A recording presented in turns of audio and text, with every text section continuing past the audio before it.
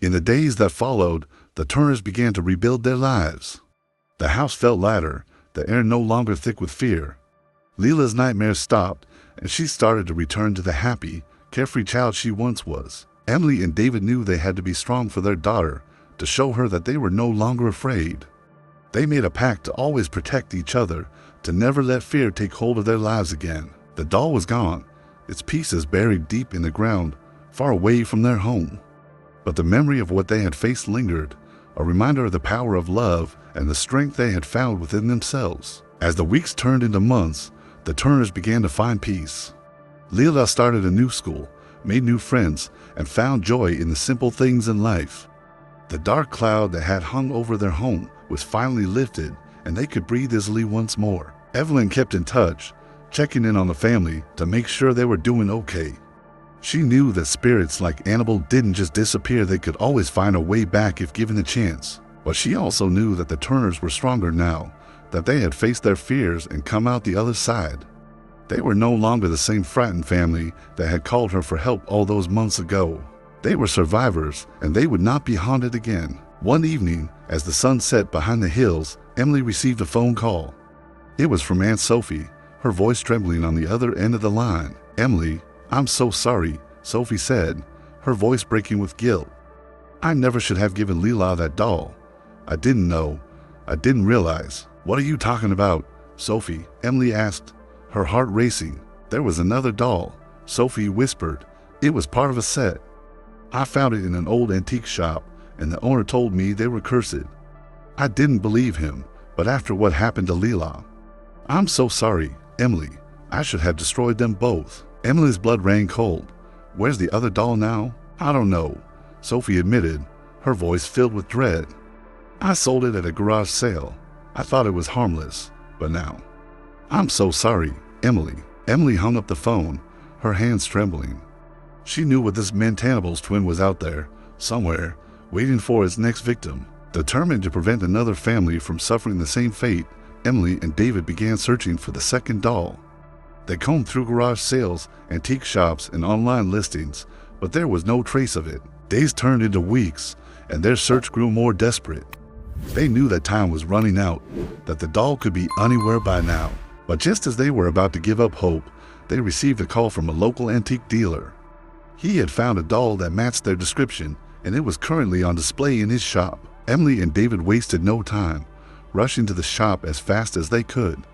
When they arrived, they were greeted by the sight of the second doll, sitting on a dusty shelf, its glassy eyes staring blankly ahead. It was identical to Annabelle in every way, same porcelain skin, same Victorian dress, same malevolent energy radiating from its tiny frame. They knew they had to act fast before the doll could claim another victim. Evelyn agreed to help them once more, though she warned that this time, the spirit would be even more dangerous. It had been dormant for too long, and it would not go quietly. "We'll have to destroy it completely," Evelyn said as they gathered in the antique shop after hours. "No rituals this time. We need to break the doll into pieces and burn every last fragment." The plan was simple, but dangerous. The doll would fight back, and they had to be prepared for anything. As they gathered around the doll, Evelyn took a deep breath and nodded. "Let's do this." David lifted the doll, and the moment his hands touched it, the room grew cold.